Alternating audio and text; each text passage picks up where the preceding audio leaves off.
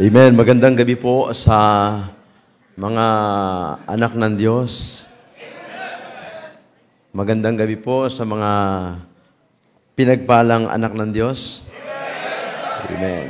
At magandang gabi sa Panginoon at Pastor Ed.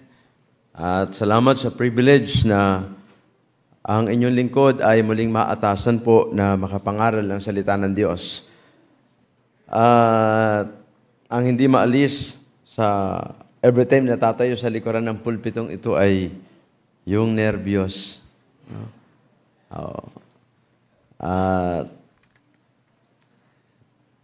Lalo pag gaganyan ang tingin nyo sa akin. Bati ho tayo. Amen?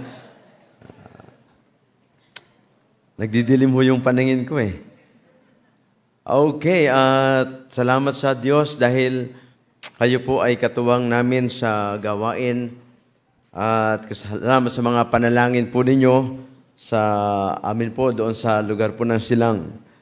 I know ang bawat isa ay may hinahangad na pagpapala mula sa Panginoon.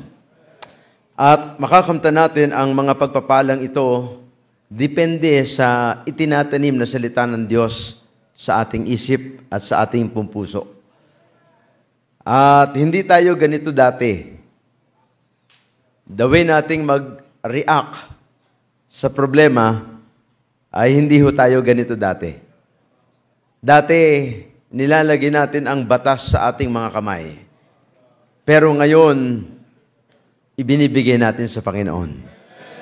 And I know some of us here ay meron kayong mga dinadanas na struggles and problems in life. Sino dito ang walang problema? Pakitaas ng kamay. Bibigyan ko. Libre. Ayan, lahat tayo may problema. Lahat tayo may struggle. Lahat tayo merong bigat sa buhay. Pero huwag kayong mag-alala, hindi ko pabibigatin ang kalooban ninyo. Amen? Ayaw nyo? Amen. Okay.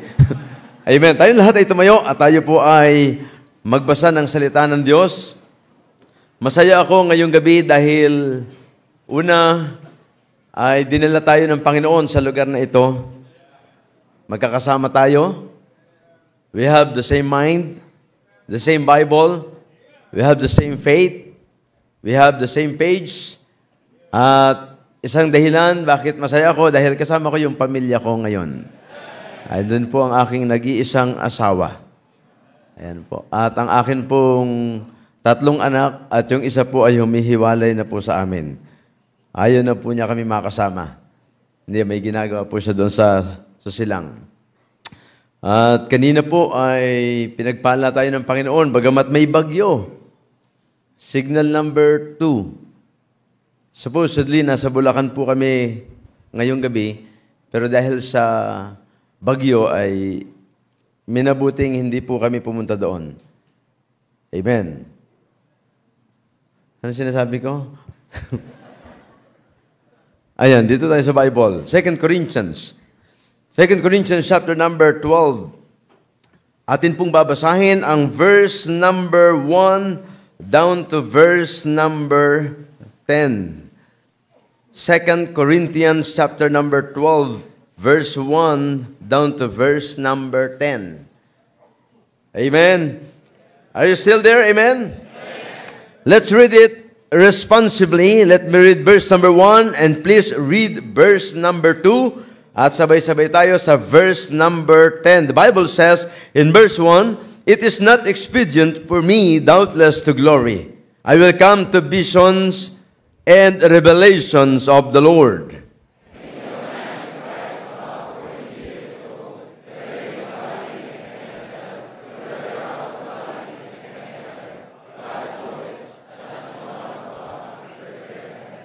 Wow.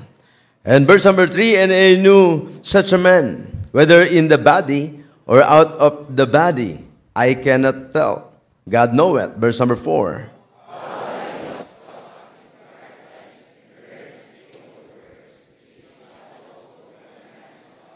Wow. Sabi ng Bible, which it is not lawful for a man to utter. Talagang kulang ang atin pangunawa para maunawaan kung ano yung mga bagay na inihanda ng Panginoon. Of such an one will I glory, yet of myself I will not glory, but in mine infirmities. Verse 6.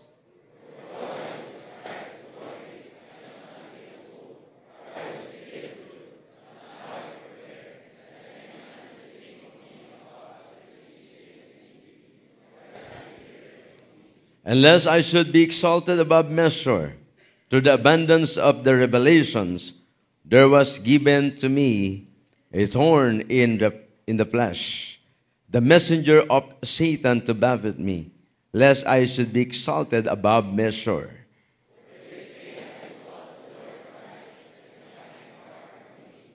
And he said unto me, my grace is sufficient for thee, for my strength is made perfect in weakness.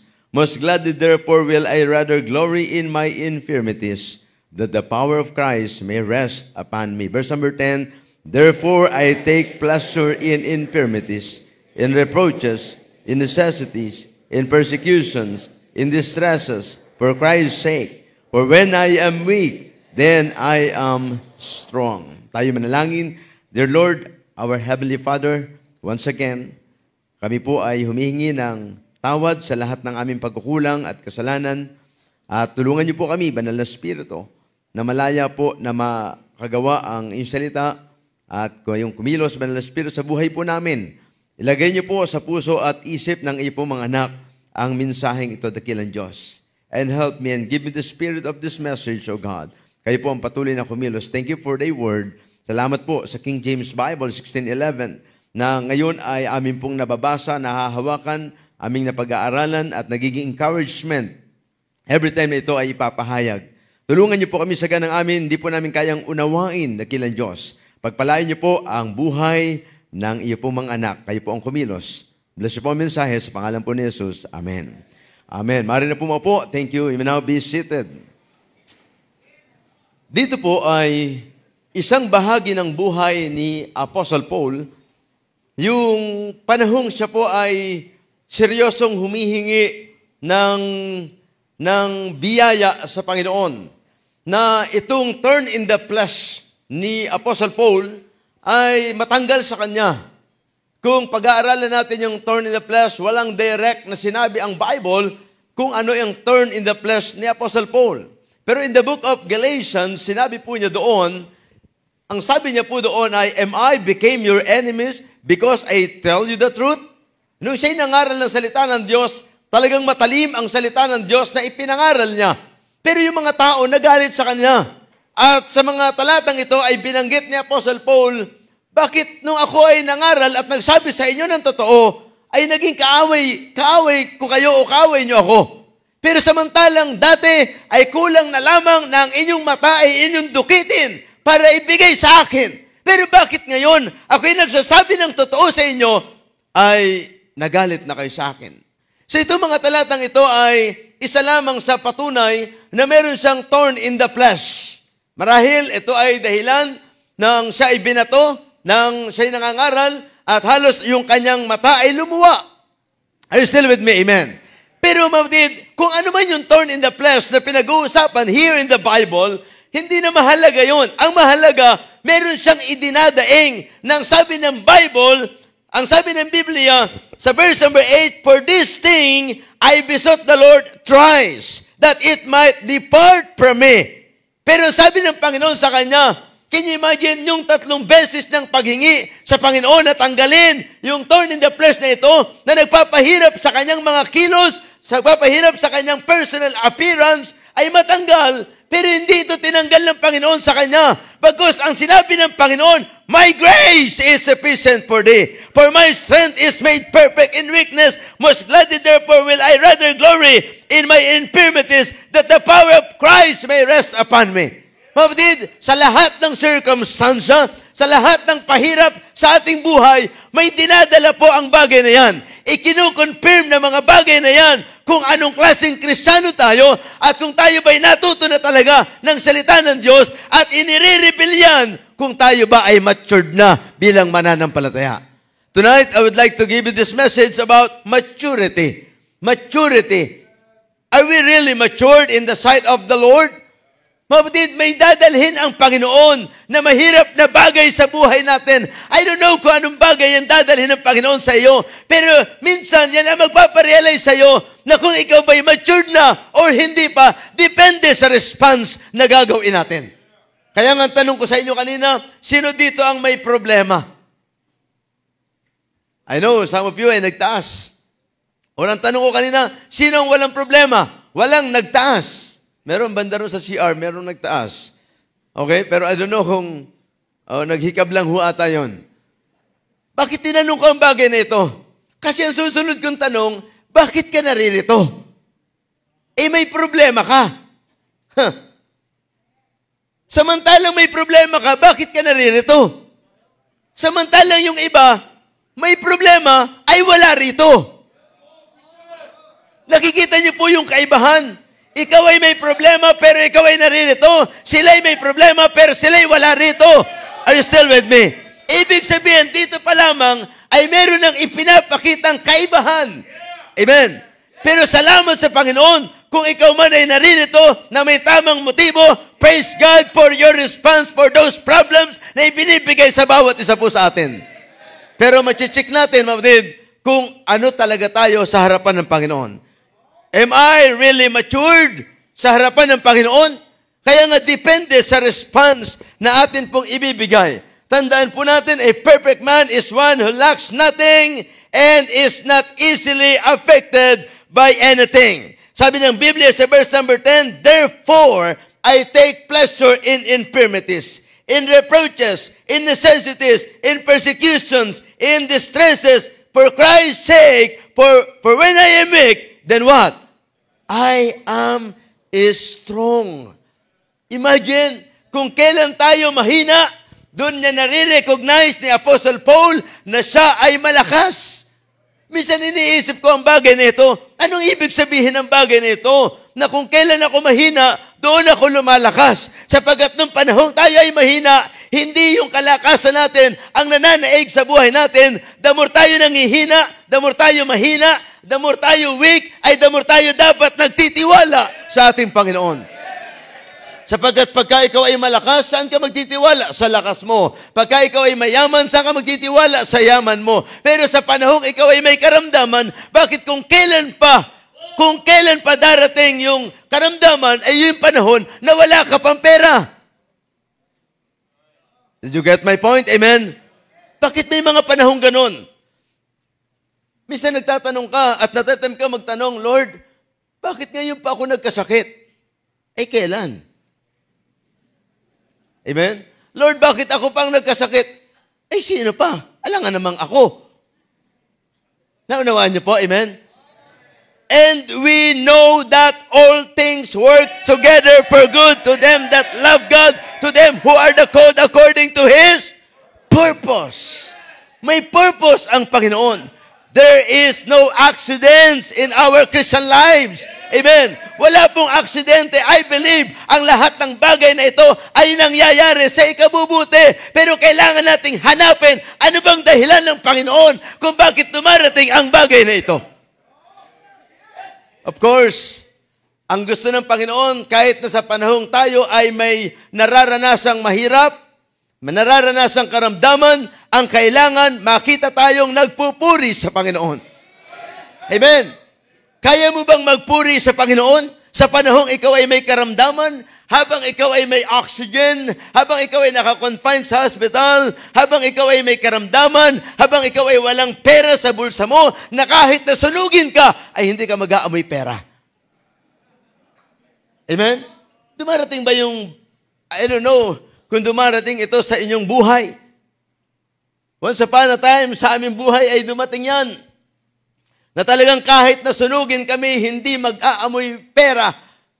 Pero salamat sa Panginoon, the more wala kaming pera, the more kami may pagsubok, ay the more dapat lalong manampalataya, have faith in God. Amen.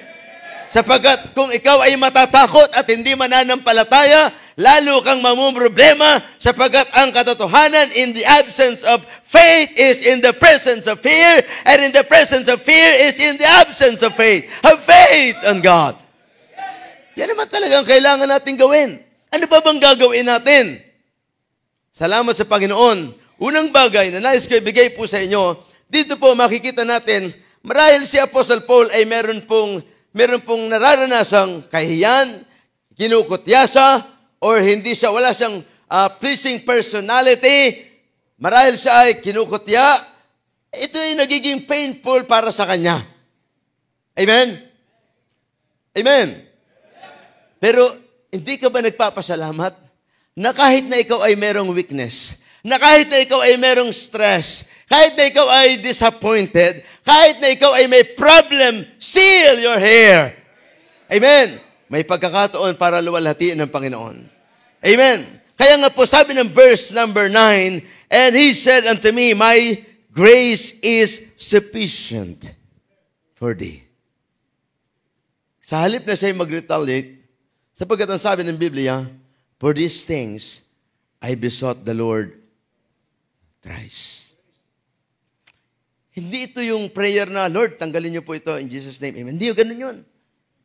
Marahil ito yung with feelings, nanalangin, with fastings. Amen. And umiiyak siya at talaga namang iniluluhod niya, pinagsusumamo niya sa Panginoon, Lord, please, tanggalin niyo po sa akin ang thorn in the flesh na ito. Tulungan po ninyo ako. Marahil ganun yung kanyang way ng paghingi sa Panginoon. Pero imagine, ang sagot ng Panginoon, Paul, my grace is sufficient for thee. Naunawaan mo ba ito? May hinihingi ka? Hindi ka sinagot ng Panginoon? Para naman sa Panginoon ito, hinihingi mo. May mga times na hihingi tayo ng isang bagay or may hinihingi tayo sa Panginoon, pero hindi niya i-allow na dumating sa buhay natin yung kahilingan natin sapagkat ang purpose ng Panginoon, ito yung way ng Panginoon para tayo ay mag-matured. Ang sabi ni Apostle Paul, sabi ng Panginoon sa kanya, Paul, my grace is sufficient for thee. My grace is sufficient for thee. For my strength is made perfect. Sapagkat ang aking lakas ay magiging perfecto, magiging sapat, magiging enough. Amen. Sabi ng Biblia, sufficient for thee. My grace is sufficient for thee. For my strength is made perfect in weakness. Kaya nga dito sa verse number 10, ang sabi ng Biblia, therefore I take pleasure. Nung maunawaan ni Paul ang bagay na ito, na hindi tinanggal ng Panginoon yung kanyang thorn in the flesh, but this is the powerful words of God na ibinigay kay Apostle Paul, na binaon ni Apostle Paul hanggang sa habang siya naglilingkod ay dala-dala niya yung thorn in the flesh. Habang siya naglalakad ay sinasabi niya, my grace is sufficient for thee. My grace is sufficient for thee. For my strength is made perfect in weakness. Can you imagine yung feeling ni Apostle Paul na bagamat siya bigo sa pagsagot ng Panginoon, pero hindi totally bigo, later on naunawaan niya that His grace is sufficient for thee. Hindi ka bibigyan ng Panginoon ng isang problema na i-cover ka niya hanggang sa ikay malugmok, mga batid. Binigyan ka ng Panginoon ng strength. Binigyan ka ng Panginoon ng principles. Binigyan ka ng Panginoon ng church. Binigyan ka ng Panginoon ng pastor. Binigyan ka ng Panginoon ng area leader. Binigyan ka ng Panginoon ng teacher. Binigyan ka ng Panginoon ng co-worker. Binigyan ka ng Panginoon ng ka-churchmate. Binigyan ka ng Panginoon ng banal na spirito. Binigyan ka ng Panginoon ng kaligtasan. Binigyan ka ng Panginoon ng kanyang pangako. At ito ay enough sa lahat ng ating nararanasan sapagkat ang sabi ng Biblia, my grace is sufficient for thee, for my strength is made perfect in weakness. Therefore, sabi niya, most gladly, therefore will I rather glory in my infirmities, that the power of Christ may rest upon me. Therefore, sabi ng Bible, therefore, I take pressure. Look at your Bible. Kaya nga, yung concluding statement na sinabi ni Apostle Paul here, therefore, I take pressure, stress, struggles. Yung ba sinabi ni Apostle Paul? Through His grace, through His grace, through His strength, ang sabi ng Biblia, ay kinunclude niya, therefore, I take pleasure in infirmities. Nung minsan ay hinihingi niya na mawala ang bagay na ito. Pero bakit nung maunawaan niya ang will ng Panginoon sa kanyang buhay, ay sinabi na niya, kaya nga, itinatake ko ang mga bagay na ito as pleasure. Isang kagalakan, isang kasiyahan, isang karangalan. Sabi ng Biblia, I take pleasure in infirmities, in reproaches, in necessities. Sige lang, kutyain niyo ako dahil sa aking thorn in the flesh. Okay lang sa akin yan. I take pleasure in infirmities, in reproaches, in distresses, for Christ's sake. For when I am weak, then I am strong. Then I am strong. And no wonder, mga kapatid, ang mga mananampalataya, hindi dapat tayo mabuhay ng talunan sapagkat ako'y naniniwala ang pangako ng Panginoon. Kung meron ka mang pressure, gawin mo yung pleasure kung naunawaan mo ang kalooban ng Panginoon. Ang sabi ng Biblia, for when I am weak, then I am strong. Ang pangako ng Panginoon sa kanyang pagkamatay sa krus ng Kalbaryo sa 1 Corinthians chapter number 15, kung atin pong titingnan ang pangako ng Panginoon, are you still with me? Amen? The Bible says in verse number 51, in a moment, in the twinkling of an eye, at the last trump, for the trumpet shall sound, and the dead shall be raised incorruptible, and we shall all be what? Changed. Mababago. Yung hinihingi niyang thorn in the flesh na mawala, pagdating sa Panginoon, wala na yan. Doon magkakaroon ng pagbabago. Sapagkat may mga, I believe, may mga mananampalataya na pilit na hinihingi na yung kanyang pressure na nararanasan, yung thorn in the flesh ay mawala, hindi yan tatanggalin ng Panginoon. Bakit? Sapagkat yan ang gagamitin ng Panginoon to make us humble always. Baka kasi mamaya, pagka tinugon niya yung panalangin natin, mawdid, sabi ko nga sa inyo, sino bang hindi naghahangad na tumangkad? Tawa kayo, 2 inches lang lamang nyo sa akin. Amen? Ako gusto ko yun eh. Pero sabi ng Panginoon sa akin, no. My grace is sufficient for thee. My grace is sufficient for thee. Dahil baka mamaya, pag ikaw ay pinatangkad ko, baka maging basketball player ka lang. Amen? Baka makita ka lamang na nag-exhibition, bira. Baka dumadakdak ka lamang sa ring. Hindi yan ang kalooban ko sa'yo. I take pleasure in infirmities. Amen? Kung dumating man sa pagkakataon, mawdid, na tayo ay may bigating nararanasan, hinihingi natin na mawala ang bagay na ito, pero hindi ibinigay ng Panginoon ang bagay na yan. I-claim mo ang sinabi ni Apostle Paul, I take pleasure in infirmities.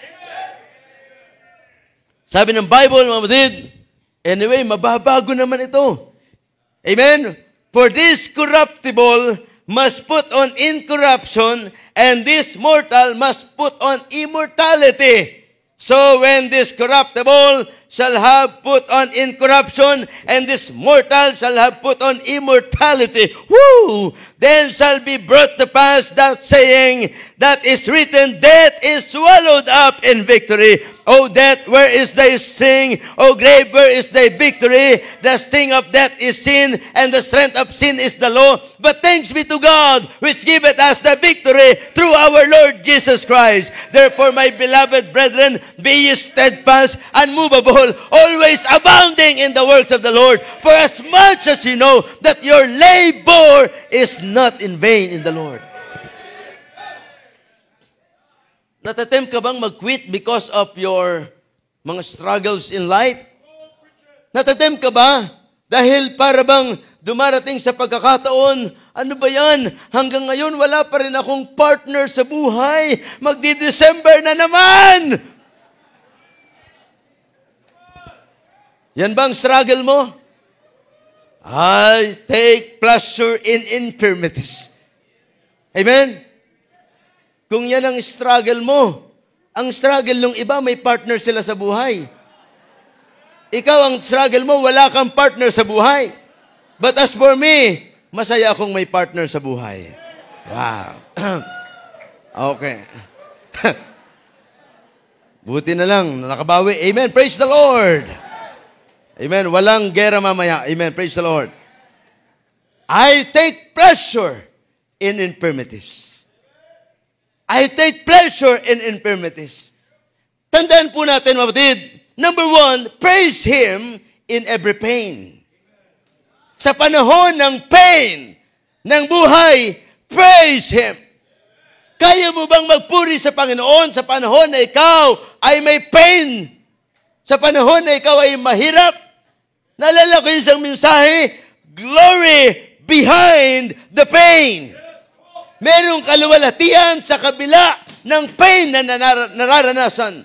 Alam niyo, mapalad lang tayo dahil ikaw ay nakakarating sa simbahan ng normal, nakakalakad, na may sasakyan ka pa, pero struggle pa sa'yo na pumunta sa church, samantalang may mga Kristiyano na wala ng paa, gusto pang pumunta sa simbahan, wala ng paningin, pero gusto pang pumunta sa simbahan, mahina na ang katawan, may dala pang oxygen, may dala pang kung ano-anong paripernalya sa katawan para pumunta sa simbahan, samantalang ikaw, Bible lang ang dadalhin, ayaw mo pang dalhin.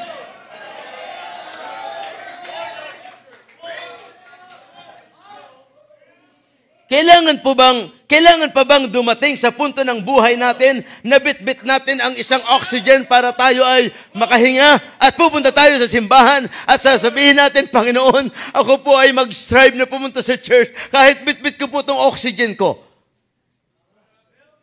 Ang palad nga natin, oh.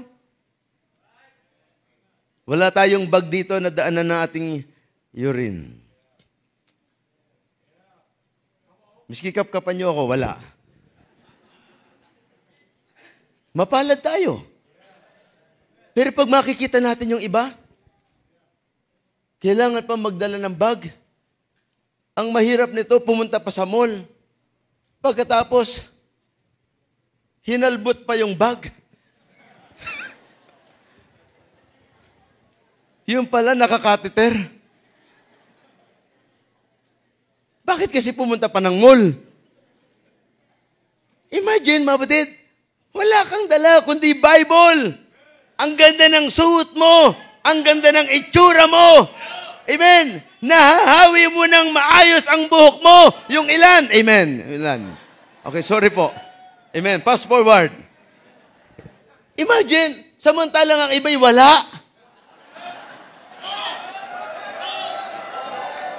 Hindi ho, dahil sa karamdaman.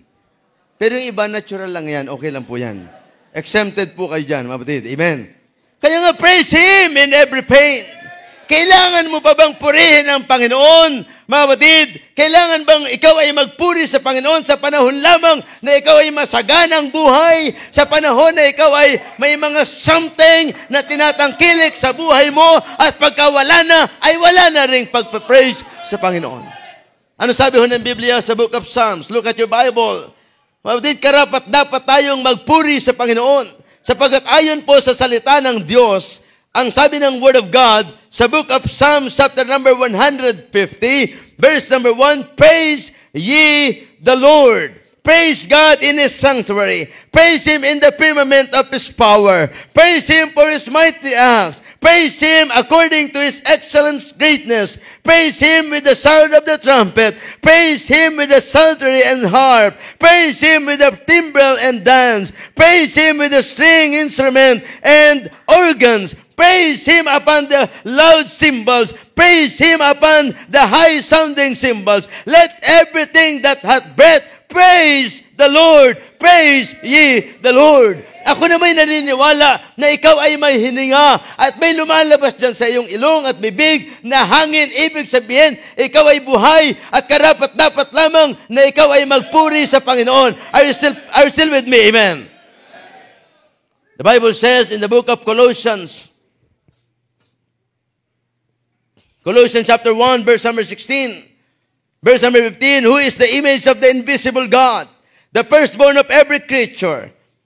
For by Him were all things created that are in heaven and that are in earth, visible and invisible. Amen. Whether they be thrones or dominions or principalities or powers, all things were created by Him and for Him. Kapatid, nais kong maunawaan ng bawat isa sa atin, ikaw ay nilalang ng Diyos para sa Kanya at Siya ang lumalang sa iyo. Kung sino man ang gumagamit sa iyo, sa buhay mo, sa oras mo, sa kalakasan mo, yan ay walang iba kundi ang Panginoon. We need to praise Him. Amen. Praise Him in every pain. Sabi ng Bible, most gladly, therefore will I rather glory in infirmities, that the power of Christ may rest upon me. Kailangan po bang dumating sa punto ng buhay mo na magkakaroon ka ng thorn in the flesh para luwalhatiin mo ang Panginoon? Samantalang, ang sarap na luwalhatiin natin ng Panginoon na tayo ay malakas. Hindi na natin kailangan ng saklay para magpuri sa Panginoon. Hindi na natin kailangan ng wheelchair para magpuri sa Panginoon. Hindi mo na kailangang i-dialysis pa para purihin ang Panginoon. Hindi mo na kailangang maggamot or mag-undergo sa anumang medication para purihin ang Panginoon. Tonight, we can praise Him. Amen. Hindi natin kailangan yung bagay na yun. Sapagkat salamat sa Panginoon, nakita ka ng Panginoon tonight. Kung Sunday morning ay napakahalaga, Sunday afternoon is still important.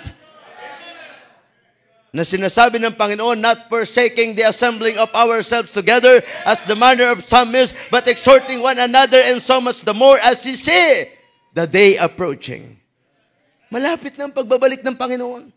Kung ano-ano na nangyayari, kapatid, sa kapaligiran natin, naghahanap ang Panginoon ng tunay na mananamba. Naghahanap ang Panginoon ng tunay na sasampalataya. Naghahanap ang Panginoon ng tunay na magpupuri sa Kanya. Will you be the one? Amen? Pwede ka ba? Isa ka ba na magpupuri sa Kanya? Kailangan pa bang dumating na isa na lamang ang paa natin para purihin natin ang Panginoon? Kailangan pa bang dumating na salubong ng ating mata or sarado ng ating mata or malabo ng ating mata? Kailangan pa bang dumating na hindi ka na nakakaalala para purihin mo ang Panginoon? At maaalala mo lamang siya, sa loob ng 1 minuto ay malilimutan mo na naman siya. Hindi natin kailangan ng panahon yan. Let us be reminded na itong panahong ito, hindi po ito the end of the world.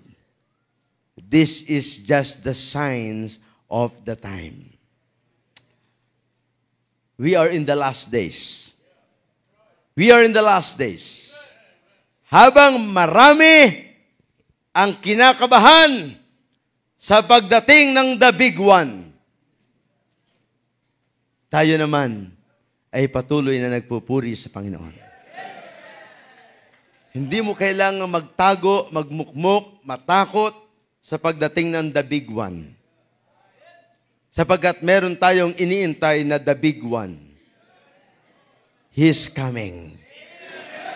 Is the big event for every Christian. Sapagkat ako'y naniniwala, mga kapatid, na kukunin niya tayo kung dumating man ang panahon na magkakaroon ng matinding dilubyo at kung magkakaroon man at laloobin ng Panginoon, nakuhanin na niya ang kanyang mga anak. Praise God! One of us, I am one of them na kukunin ng Panginoon, and I believe ikaw ay isa rin doon. Pero kung hindi mo patiyak, sa langit ka pupunta, merong isang lugar na patutunguhan ng tao, and that is hell.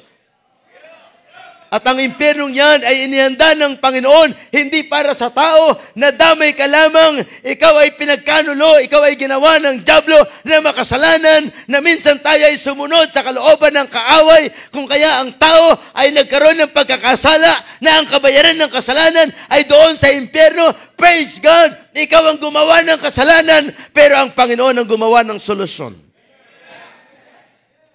Only the death of the Lord Jesus Christ ang naging solusyon para sa kaligtasan mo doon sa tiyak na kapahamakan sa apoy ng impyerno. Kaya nga, ang kailangan mo ay tanggapin ng Panginoon bilang tagapagligtas. Praise Him in every pain. Praise Him in every pain. Amen. Kailangan nating purihin ang Panginoon sa panahon na meron tayong pain na nararanasan. Hindi ko alam kung anong cause ng pain nyo. Maybe some of you ay broken-hearted, na in despair.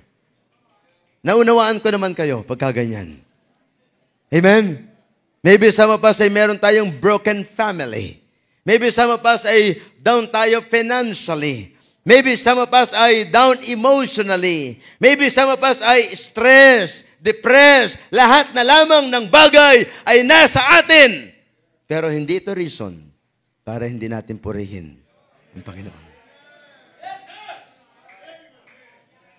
Sabi ng Bible, in the book of 2 Corinthians, sabi ng Biblia sa chapter 11, in verse number 21. 2 Corinthians 11:21, I speak as concerning reproach, as though we had been weak, howbeit wheresoever any is bold, I speak foolishly, I am bold also. Are they Hebrews? So am I. Are they Israelites? So am I. Are they the seed of Abraham? So am I. Are they minister of Christ? I speak as a fool. I am more in labors, more abundant in stripes, above measure, in prison. Sabi ng Biblia, in prisons, more frequent in death of the Jews. 5 times receive I 40 stripes, save one. Thrice was I beaten with rods. Once I was stoned. Thrice I suffered shipwreck. Night and day I have been in the deep.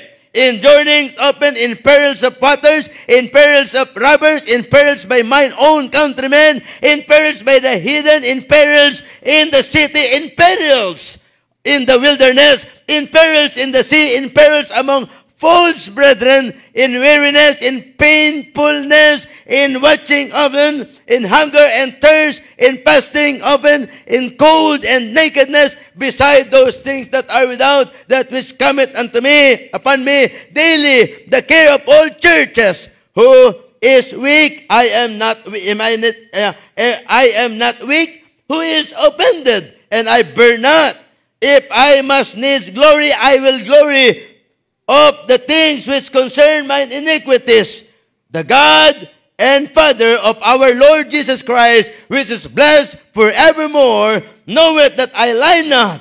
In Damascus, the governor under Aretas, the king kept the city of Damascus with garrison, desirous of apprehend me. Sabi ng Bible sa verse 33, and through a window in a basket was I let down by the wall, and escape these hands. Kapatid, sa mga naranasan ni Apostle Paul na ito, may dahilan siya kung gugustuhin niya. Pero dahil nga siya ay matured, na mananampalataya, naunawaan niya ang sinabi ng Panginoon, my grace is sufficient for me. My grace is sufficient for thee. For my strength, sabi ng Panginoon, for my strength is made perfect in weakness. For my strength is made perfect in weakness. Ibig sabihin, kapatid, ang kailangan lang natin, mag-mature. Hindi magkakaroon ng pagkakataon sa buhay natin bilang mananampalataya na tayo ay mag-self-pity, na tayo ay magreklamo, na tayo ay mag-quit sa gawain, na tayo ay mag-murmur, na tayo ay lumayo. Ang gagawin lang natin ay magpaka-matured. Unawain lang natin ang kalooban ng Panginoon. Ang sabi ng Panginoon, my son, give me thine heart and let thine eyes observe my ways. Let us give our hearts to God. At ang sabi ng Biblia, and let thine eyes observe my way. Sabi ng Panginoon. Maturity. Maturity. Praise Him in every pain. Another one, in verse number 10, therefore I take pleasure in infirmities, in reproaches, in necessities, and persecution, distresses for Christ's sake. For when I am weak, then I am strong. Sing in every sorrow. We need to sing in every sorrow. Aawit ka lang ba pagka ikaw ay may pera? Aawit ka lang ba pagka ikaw ay may kasama? Aawit ka lang ba pagka ikaw ay may kalakasan? At kung ikaw ay may sakit na, ay magmamormor ka, yan ba ang gusto mong gawin? Ibig sabihin, kung yan ang ginagawa natin, sa panahong tayo ay may sorrow, kung sa panahong tayo ay may problem, sa panahong tayo ay mayroong struggle sa buhay, we are not matured enough. So anong kailangan natin? Balikan natin, kapatid, ano bang ginagawa ng Panginoon sa buhay natin? Lahat ng bagay na ginagawa niya is for our maturity. For our maturity.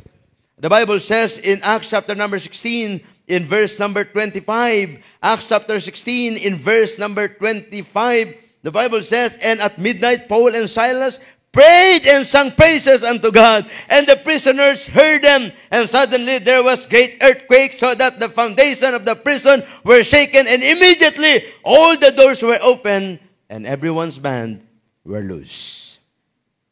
Kailan yung panahon na sila ay nag-pray? Kailan yung panahon na sila ay umawit sa Panginoon? Nung panahong sila ay malaya at nung panahong sila ay bilanggo. Walang pinipili.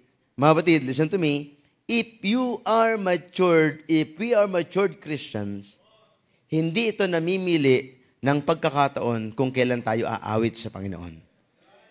Amen? Hindi ito namimili. Gusto nyo i-try natin? Huwag na. Baka magulo buhay nyo. Amen? Baka makurap ang tono nyo. Pero ang ibig ko pong sabihin, mawatid, ang pag-awit ay hindi nanggagaling sa nguso. Ang pag-awit ay nanggagaling sa puso.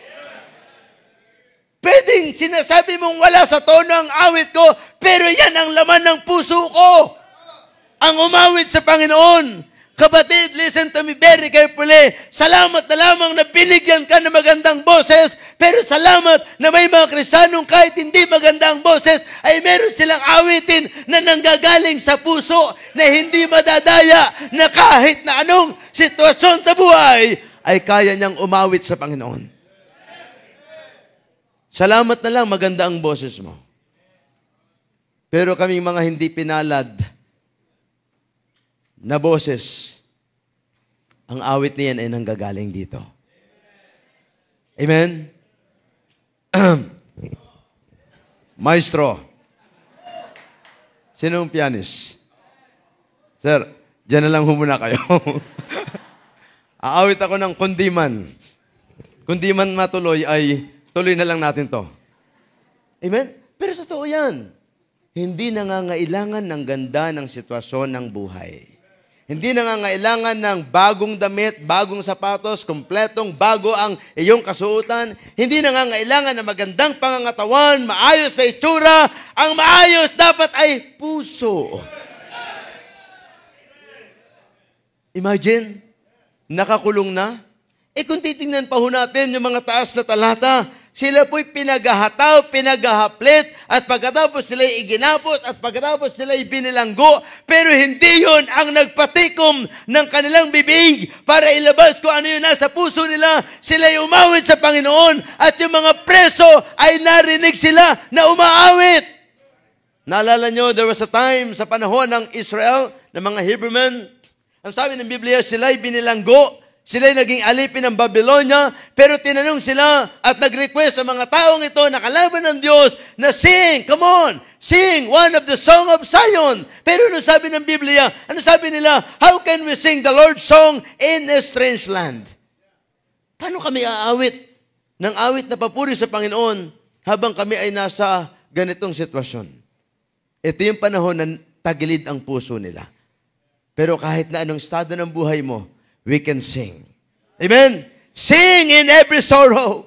Sing in every sorrow. Praise Him in every pain. Praise Him in every pain. And lastly, delight in every discipline. Okay naman yung umawit. Okay naman yung magpuri. Pero sa panahong tayo nagkamali at dinidisiplina ka na, yan ata ang pinakamahirap. Tingnan natin sa Bible. Look at your Bible in the book of 2 Samuel chapter number 12. 2 Samuel chapter number 12. In verse number 1, 2 Samuel. 2 Samuel chapter number 12, in verse number 1. The Bible says, "And the Lord sent Nathan unto David. And he came unto him and said unto him, There were two men in one city, and one rich, and other poor. The rich man had exceeding many flocks and herds. But the poor man had nothing, save one little ewe lamb, which he had brought and nourished up, and it grew up together with him and with his children. It did eat of his own meat, and drank of his own cup, and lay in his bosom, and was unto him as a daughter." Can you imagine? Na talagang mahal na mahal, ginawa na nilang pet ang bagay nito. At sabi ng Biblia, "And there came a traveler unto the rich man, and is spared to take up his own flock, and of his own herd, to dress for the wayfaring man that was come unto him, but took the poor man's lamb, and dressed it for the man that was come to him." Can you imagine? Mayaman na siya nung may dumating siyang bisita. Ang dami niyang alagang hayop, pero ang kinuha niya ay yung alagang hayop na kaisa-isa ng kanyang kapitbahay, at yun yung pinatay para sa kanyang bisita. Ang sabi ng man of God, ito yung ginawa niya. Pero nag-react itong si David, and David's anger was greatly kindled against them, against the man. Ang sabi niya, he said unto Nathan, "As the Lord liveth, the man that hath done this thing shall surely die." Dapat ang taong ito ay mamatay. He shall restore the land fourfold, because he did this thing, and because he had no pity. Wala siyang awa. Dapat siya'y mamatay. Dapat siya'y pagbayarin ng 4 na beses. Pero ang sabi ng man of God, ang man of God na may backbone para ituro ang kasalanang ginawa ng isang taong may katungkulan, King David, ang sabi ng man of God, "And Nathan said unto David, Thou art the man." Ikaw ang taong yan, David. Ikaw yan. Ikaw ang dapat na mamatay. Ikaw ang dapat na magbayad. Pero at this point of time, ang sabi ng Biblia, "Thus saith the Lord God of Israel, I anointed thee king over Israel, and I delivered thee out of the hand of Saul. And I gave thee the master's house and thy master's wives into thy bosom, and gave thee the house of Israel, of Judah. And if that had been too little, I would moreover have given unto thee such and such things." Can you imagine what a privilege na meron siya? Pero bakit nagawa pa niya ang bagay na ito? Pero alam niyo po, ang nangyari po sa kanya, look at your Bible in verse number 9, "Wherefore hast thou despised the commandment of the Lord to do evil in his sight? Thou hast killed Uriah the Hittite with the sword, and hast taken his wife to be thy wife, and hast slain him with the sword of the children of Ammon. Now therefore, the sword shall never depart from thine house, because thou hast despised me, and hast taken the wife of Uriah the Hittite to be thy wife. Thus saith the Lord, Behold, I will raise up evil against thee out of thine own house, and I will take thy wives before thine eyes, and give them unto thy neighbor, and he shall lie with thy wives in the sight of his son." Sabi ng Bible, "For thou didst it secretly, but I will do this thing before all Israel, and before the sun." And David said unto Nathan, "I have sinned against the Lord." And Nathan said unto David, "The Lord also hath put away thy sin. Thou shalt not die." Ang maganda sa kanya, binigyan siya ng chance. "David, hindi ka mamamatay. Howbeit, because by this did thou hast given great occasion to the enemies of the Lord to blaspheme the child also that is born unto thee shall surely die." At namatay po yung anak nila ni Bathsheba. Pero gayon pa man, hindi po doon natapos. Si Absalom, kinuha niya ang kaharian. yung kanyang anak na babae ay pinagsamantalahan ng kanyang kapatid, ng kanyang anak. At pagkatapos pinatay ng kanyang anak, itong isa pa niyang anak. Can you imagine? Ang sword ay hindi hihiwalay sa iyo, David.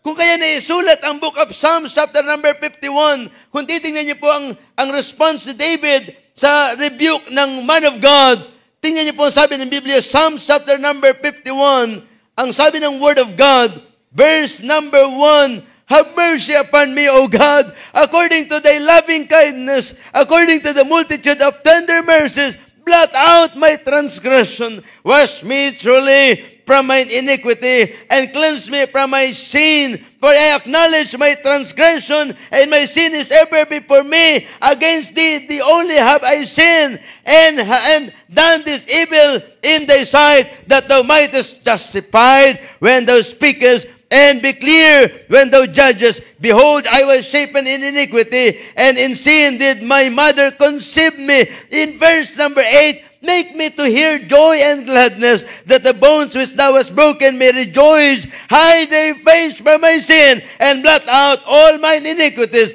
Create in me a clean heart, O God, and renew a right spirit within me. Cast not away from my presence, and take not the Holy Spirit from me. Restore unto me the joy of thy salvation, and uphold me with thy free spirit. Tandaan po natin, pag may kasalanan tayong ginagawa, hindi ka mag-i-enjoy. Ewan ko na lamang pagka ikaw ay nasa burak ng kasalanan, samantalang tinanggal ka na ng Panginoon, iniligtas ka na ng Panginoon, pero bakit nandyan ka pa sa ganyang klase ng buhay? Kapatid, kung hindi ka nakikita ng area leader, ng pastor, o ng Kristiyano, ang sabi ng Biblia, for the eyes of the Lord are in every place, beholding the evil and the good. Delight in every discipline. Kung ikaw ay dinidisiplina ng Panginoon, make yourselves humble. Amen. You can kneel down here at the altar. Ilapit mo sa Panginoon at hingin mo ang kapatawaran mula sa Panginoon. Ngayong gabi, huwag mong sayangin ang pagkakataon. Hindi aksidente na naririto ka pagkatapos narinig mo ang mensaheng ito. Samantalang ikaw ay nasa burak ng kasalanan, na ikaw ay nandyan naglulubalob sa kasalanan habang daladala mo ang Biblia mo pagka-araw ng linggo, pero pagka-araw ng Lunes hanggang Sabado, ang sinasabi mo ay disco.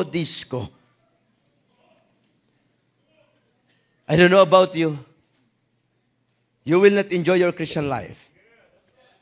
Hindi mo mai-enjoy ang buhay Kristiyano mo. May simbahan ka, you have a great church. You have a pastor who has a big heart for the ministry. You have an area leader na nag-guide sa'yo, nagpe-pray sa'yo, na ang pinagpe-pray sa'yo, ikaw ay lumago sa pananampalataya, pero bakit hindi nangyayari ang bagay na yan? Dahil meron kang bagay na hindi mo iniiwanan, na ang gusto ng Panginoon ay tanggalin mo na sa buhay mo ang mga bagay na yan, at suungin mo ang kalooban ng Panginoon, at magpagamit ka sa Diyos. Tonight, I believe, ang gusto ng Panginoon sa buhay natin, kung titingnan tayo ng Panginoon, dapat malinis ang puso. Not sinless. Nandiyan ang kasalanan. Pero